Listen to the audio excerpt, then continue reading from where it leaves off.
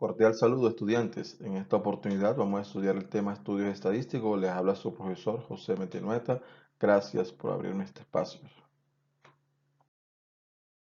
Antes de iniciar la clase, quisiera que ustedes analizaran este saber previo. ¿Por qué crees que algunas encuestas se alejan de la realidad y no reflejan las verdaderas tendencias o preferencias de un público específico? Pausa el video y ya hablamos un momento de eso, a ver si de pronto tienes una de las posibles respuestas que yo tengo. Entonces, fíjate, una de las posibles respuestas es que de pronto la persona que hizo la encuesta no, no tomó una muestra adecuada. De pronto la muestra que tomó de la población no era una muestra representativa. Resulta que cuando uno va a hacer una encuesta, uno parte de una población y de una población uno selecciona una muestra. Si esa muestra no es lo suficientemente representativa para la población, es posible que la realidad se aleje mucho de la encuesta que se hizo. Ahora bien, también hay otra posibilidad de pronto, es que la persona que hizo la encuesta no fue honesta y inventó los resultados o inventó los, sí, los resultados de la encuesta para manipularlo. Sin embargo, la respuesta oficial o la respuesta que de pronto el libro quiere que dé es que la muestra que se escogió no fue una muestra representativa. Por eso se alejó de la realidad. Ahorita les decía que cuando uno se hace un estudio estadístico parte de una población. Una población es un conjunto de elementos, individuos, cosas, objetos, los cuales cumplen con una característica o tienen una característica en común. Es la definición de conjunto. Recuerden que un conjunto es la unión de varios elementos que tienen una característica en común. Bueno, una población también es un conjunto. Ahora, en los estudios estadísticos, si la población es muy grande, se toma una muestra, pero una muestra que sea representativa de esa población. Entonces decimos que una muestra es un subconjunto de la población. Ahora bien, para realizar un estudio estadístico ya hemos dicho que hay que partir de una población y de esa población se sustrae una muestra. Ahora, esta muestra tiene que cumplir dos condiciones. La primera es tener un tamaño adecuado y la segunda es que sus elementos hayan sido seleccionados de forma aleatoria, es decir, al azar, de manera que podamos establecer que esta muestra sea una muestra representativa de la población. Ahora, el tamaño de la muestra, pues hay en la estadística avanzada, hay una fórmula en la cual uno puede establecer el tamaño de una muestra. Sin embargo, hay muchos estudios estadísticos que ya se han hecho y se puede partir de esos estudios para ver qué el tamaño de las muestras para determinado cierto estudio estadístico, porque hay estudios estadísticos en los cuales la muestra no es muy tan grande o no es muy pequeña y ambas son representativas. Ya, que eso depende también del estudio que uno va a hacer. Lo cierto es que pues entre más grande sea la muestra hay menos margen de errores, eso sí es cierto. Lo otro es, jóvenes, cuando se hacen estudios estadísticos, eh, hay que tener en cuenta que la población que se escoge sea de forma al azar o aleatoria. Usted no puede escoger una población determinada porque entonces hace que el estudio estadístico sea sesgado hacia una población, sesgado hacia una parte. Y la idea es que la muestra que usted escoja sea una muestra representativa para toda la población, de manera que los datos estadísticos no se alejen de la realidad. Por ejemplo, este es un estudio estadístico de, en Colombia de los usuarios de Facebook. Esto ya tiene rato de haber salido, está en la página aquí del Heraldo. Dice que de 12.675.160 de usuarios de Facebook que están en Colombia, 51% son mujeres y 49% son hombres. Si le preguntamos a 10 personas al azar, entonces bueno, estos son valores casi iguales. Quiere decir que 5 mujeres y 5 hombres tendrán Facebook. Acá en este diagrama circular, acá, notamos que mire, la gente entre 18 y 24 años es la gente que más tiene Facebook, ¿no? O sea que de esas 10 personas, probablemente 5, 4 le van a decir que tiene Facebook entre 18 y 24 años. Y fíjense un dato curioso, mire, las personas entre 65 y 100 años son las que menos, mira aquí, necesita, menos Facebook tienen. Y ustedes notan la realidad que eso es cierto. Nuestros abuelitos, ellos muy poco tienen, si tienen un Facebook, es porque uno de necio se lo creó, ya que uno le creó el Facebook, pero generalmente los abuelitos ellos no tienen Facebook. Es como para que ustedes se den cuenta que esta estadística está basada en la realidad. Ahora, cuando se hace un estudio estadístico, hay que partir de una variable. Una variable es la característica de la población, la cual se puede medir haciendo análisis de ella. Estas pueden ser, miren, pueden ser cuantitativas o pueden ser cualitativas. En las cuantitativas tenemos discretas y tenemos continuas, y en las cualitativas tenemos nominal y tenemos ordinal.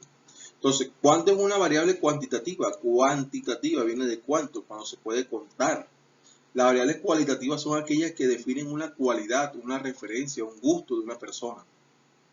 O sea que si usted en una encuesta, por ejemplo, le preguntan cuántos son sus ingresos mensuales, estamos hablando de una variable cuantitativa. Pero si usted le preguntan, por ejemplo, qué servicios de internet tiene, si tiene Claro, si tiene Tigo, tiene Movistar, estamos hablando de una variable cualitativa porque usted es un gusto por el cual le está preguntando. Ahora, si la pregunta es cuánto, hay dos tipos de números, ustedes saben, los números discretos, que son números enteros, y los números continuos, que aparte de ser enteros, también son racionales o reales, para que sea más general. Entonces, fíjense, número de hijos, eso es una variable cuantitativa discreta, ¿ya? Porque usted tiene 0, 1, 2, 3, 4, 5, 6, 7 puntos suspensivos. Hijos, son variables discretas, son valores enteros. Número de computadores, tiene 1, tiene 2, tiene 0, son números enteros. Pero si hablamos de estatura, por ejemplo, usted puede decir, bueno, yo mido 1,55, un ejemplo. Y este 1,55 es un valor racional, un valor real. El sueldo, usted puede decir, bueno, yo gano 825.375, porque a veces están los centavos también, 22. Entonces el sueldo también es una variable continua, que no se da en valores enteros. Ahora, cuando hablamos de variables cualitativas, nominales y ordinales, nos referimos a lo siguiente. Por ejemplo, nominal es cuando aquella variable cualitativa que se está estudiando no interesa el orden específico, no tiene un criterio de categorización. Y ordinal es cuando tienen ese criterio de categorización, ese criterio de orden. Por ejemplo, nivel de estudio. Bueno, hay un orden, ¿no? Primaria, secundaria, universitario, posgrado. Eso es algo ordinal. La calidad del servicio. Te dice, bueno, la calidad del servicio es malo, regular, bueno, excelente. Esas variables cualitativas que describen una preferencia, un gusto, una cualidad, el cual está ordenada, sería una variable cualitativa ordenada. Ahora, ¿cuándo es nominal? ¿Cuándo el orden no interesa? Por ejemplo, usted va a hacer una tabla de frecuencias de género masculino y femenino. Usted puede colocar primero masculino y después femenino, o puede colocar primero femenino y después masculino. Eso no va a interferir en nada en el estudio estadístico. Ahí no hay un orden. En las profesiones igual, si usted va a consultar en un edificio las profesiones que tienen las personas, usted puede colocar médico, abogado, profesor, ingeniero, o puede colocar ingeniero, profesor, médico. Ahí el orden no interesa, no hay un criterio de orden. Esas son variables cualitativas nominales. Bueno, esta tabla, la tabla de distribución de frecuencia, hay dos clases, uno para datos agrupados y para datos no agrupados. Para datos agrupados se usan las clases, ¿sí? Y también se usan aquellas columnas que hemos trabajado anteriormente. Se usa la frecuencia absoluta, la frecuencia relativa, frecuencia absoluta acumulada, frecuencia relativa acumulada, frecuencia porcentual. Pero la diferencia entre la distribución de frecuencia para datos agrupados y no agrupados son las clases. Que aquí vamos a trabajar una columna que se llama marca de clases. En cambio, en la de no agrupados no se trabaja esa columna de marca de clases, porque aquí en la distribución de datos agrupados agrupamos por intervalos los valores. En cambio, en los no agrupados no utilizamos intervalos. Aquí tenemos un ejemplo de una distribución de frecuencia. Este es el ejemplo que está en la página 207 del libro de Matemáticas 11 ediciones SM. Lo escaneé y lo coloqué aquí para explicarles el ejemplo. No hay necesidad de pronto de que lo hagan en el tablero porque está bien explicado aquí. Aquí se lo voy a dejar bien explicadito cómo se hace una tabla de frecuencias con datos agrupados. Entonces, fíjense, aquí tenemos los datos, ¿no? O sea, tú dices, a continuación se presentan las estaturas de 40 mujeres de una universidad. Aquí está. Lo ideal es que estos datos se ordenen de menor a mayor para que sea más fácil aquí ordenarlos en la tabla. Y si no, pues no importa, lo podemos hacer así también. Entonces, hay cosas que hay que hacer antes de hacer la tabla, hay que hacer unas cositas inicialmente. ¿De qué cositas se hace? Por ejemplo, esta fórmula hay que hacerla inicial. Antes de hacer la tabla hay que hacer esta fórmula porque si no, no lo vamos a hacer bien. Entonces, vamos a determinar la amplitud. La amplitud es dividir el rango sobre el número de intervalos. Entonces, ¿cómo hacemos eso? ¿Qué es el rango? Ya les he mencionado anteriormente que el rango es la diferencia que hay entre un dato mayor y el dato menor. Entonces, miremos aquí en este conjunto de datos. Aquí en este conjunto de datos, ¿cuál es el dato menor y cuál es el dato mayor? Entonces, miremos aquí. De esta fila, entonces el menor es 1,46. Vamos a ver si alguno aquí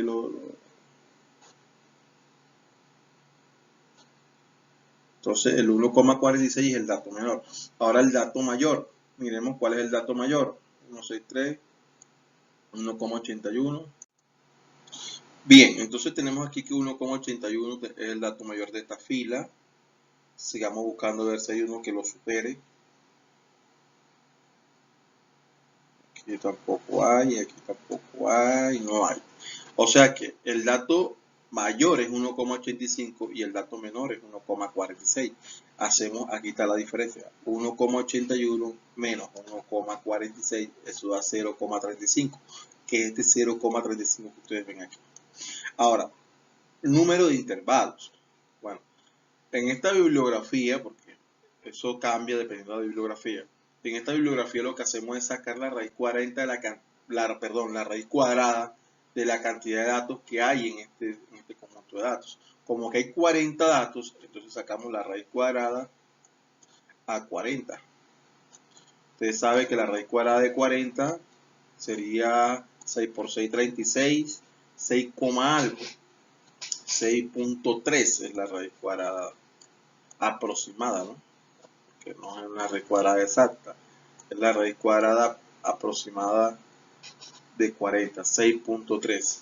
Pero este 6.3 lo aproximamos a 7. Ustedes dirán, bueno, profe, pero es que de 6,3 a 7, eso está muy lejos. O sea, de 6,3 más bien se aproxima a 6. Pero en este tipo de bibliografías, cuando se halla ese número de intervalos, con tal de que se pase de 6, enseguida tomamos la unidad siguiente. O sea que si ustedes sacan la raíz cuadrada y le das 5.1, lo aproxima a 6. Después que se pase, así sea por una décima, lo aproxima a la unidad siguiente. Entonces, dividimos 0,35 entre 7 y eso nos da 0,05. Ese valor de 0,05, muchachos, es un valor importante para poder hacer nuestra tabla de frecuencia. Por eso les decía, antes de hacer la tabla de frecuencia, antes de hacer esta tabla, antes de hacer esto, primero hay que sacar la amplitud. En este caso es 0.05. Este número es importantísimo, porque si no, entonces no nos va a salir bien la tabla de frecuencia. Bueno, ahora, aquí dice la clase de la estatura, por supuesto. Este es, digamos que la clase de intervalo, ¿no? De 1,46 a 1,51. 1,46, ¿dónde salió? Pues 1,46 es el dato menor. Y uno tiene que partir de ahí, del dato menor. Toda tabla de frecuencia parte del dato menor. Ahora, este 1,46 le vamos a sumar 0,05. 1,46 le vamos a sumar 0,05. 6 más 5, 11 va 1. 4 y 1 que llevo 5. Y 1 más 0, 1. 1,51, que es el otro valor que está aquí. Bien. Ahora, este valor, 1,51, usted lo coloca en acá abajo. 1,51. Y hace lo mismo, ¿no? 1,51 le suma 0,05 y eso da 1,56. Después 1,56 más 0,05, 1,61. Y así sucesivamente. En este ejercicio se llegó hasta 1,81. Pero si usted hace un ejercicio y se pasa, no hay problema. El problema es que quede antes del valor. ¿Ya? Entonces, ya comprendimos esa estatura. Ahora viene esta parte que también es importantísima, es la frecuencia absoluta. Si la frecuencia absoluta no está bien, entonces el ejercicio no le va a salir bien. Bien, ya después que organicemos la clase, entonces fíjense lo que vamos a hacer. Vamos a buscar cuántos estudiantes miden entre 1,46 y 1,51, pero sin meter el 1,51. Entonces buscamos aquí cuántos estudiantes hay entre 1,46 y 1,50, por así decirlo. Entonces fíjense, 1,46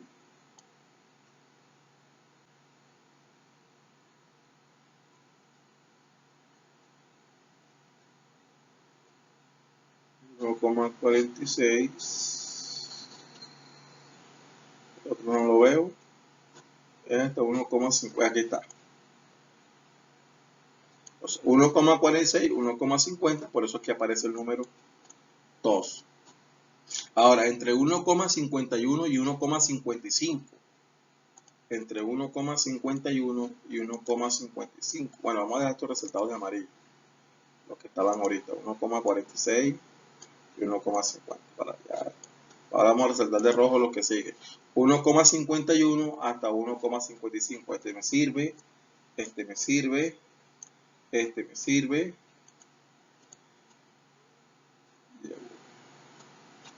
Este me sirve.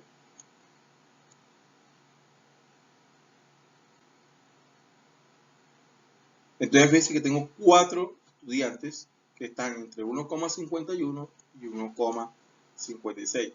Ahora, entre 1,56 y 1,60, recuerden que no se toma la última centésima en este caso.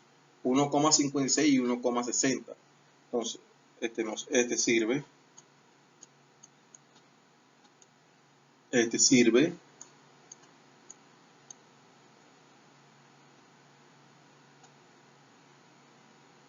Este sirve, me lo volé. Este sirve. Esto no sirve, se pasa. 1,57, ahí está. 1, ¿qué? Hasta 1,60. Eso no me sirve este ni este. Este sí me sirve.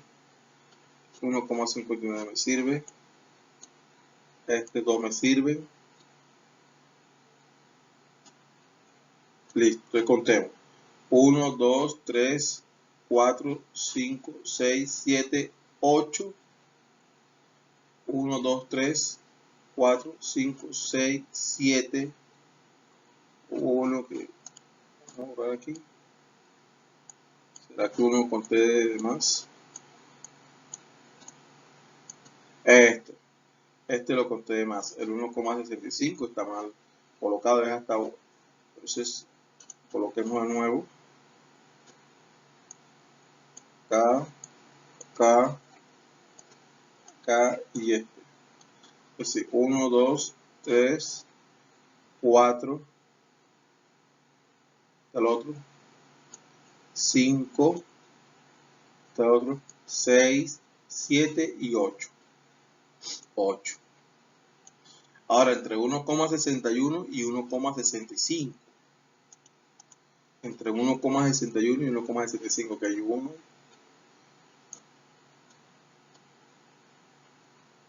Este es otro. 2, 3, 4. Este no entra. 5, 6,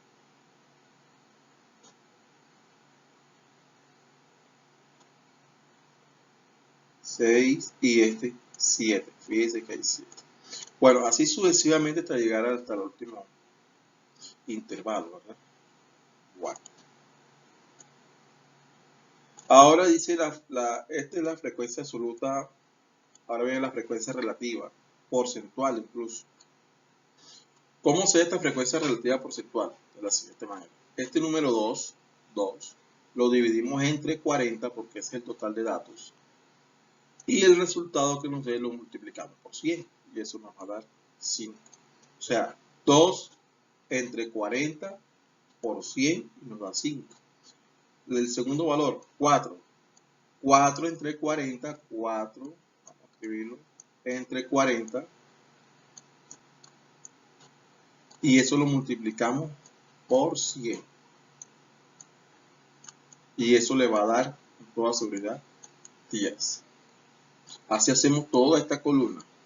Dividimos aquí 8 entre 40 y lo multiplicamos por 100, le va a dar 20. 7 entre 40 lo multiplicamos por 100, le va a dar 17,5. Ahora bien, para hallar la frecuencia absoluta acumulada, que es la F mayúscula, es muy sencillo. Colocamos este 2, que es la frecuencia absoluta, lo colocamos aquí. Y sumamos 2 más 4 nos da 6. 6 más 8 nos da 14. 14 más 7 nos da 21. 21 más 6 nos da 27. 27 más 6, 33. Y 33 más 7 nos da 40. Ahora, para hallar la frecuencia absoluta, perdón, la frecuencia relativa acumulada porcentual, esta que está acá. Frecuencia relativa acumulada porcentual. Entonces, ¿cómo hacemos esa frecuencia acumulativa? Muy fácil. Este 5, vean, lo colocamos aquí. 5 más 10, 15. 15 más 20, 35. 35 más 17,5, 52,5. 52,5 más 15, 67,5. Y 67,5 más 15, 82,5. 82,5 más 17,5 le va a dar 100. Bueno, muchachos, esta es una tabla de distribución de frecuencias. Espero que hayan comprendido bien lo que les he explicado. Muchas gracias por escucharme. Bien, ahora hablamos de parámetro y estadígrafo. Un parámetro es una medición numérica que describe una población. En cambio, el estadígrafo es una medición que describe las características de una muestra. Por ejemplo, aquí tenemos población y muestra, parámetro. Del 50% de los profesores de una escuela, el 65% son de sexo femenino. O sea, estamos describiendo un parámetro de la población de todos los profesores que hay en determinado colegio. Y miren el estadígrafo. 10 alumnos de un grupo de 30 tienen un promedio de calificación superior a 8. O sea, nada más estamos hablando de 10 alumnos de 30, no de todos los alumnos del colegio, sino de una muestra. Entonces, el parámetro es aquella medición que se aplica a toda la población. Y el estadígrafo es aquella medición que se aplica solamente a la muestra. Bueno, muchachos, muchas gracias por haber atendido esta clase de estudios estadísticos. Ahora viene un próximo video que tiene que ver con las medidas de tendencia central. Los invito a que lo vean también. Una explicación de cómo extraer la media, mediana y moda. Toda la información contenida en esta diapositiva está en el libro El Estudiante Matemáticas 11 de la Rose del equipo editorial SM. El libro que ustedes tienen de guía para que si quieren de pronto apoyarse más o comprender más, puedan leer también de ahí del libro todos estos conceptos que yo les he explicado acá. Jóvenes, muchas gracias, que Dios me lo bendiga a todos ustedes.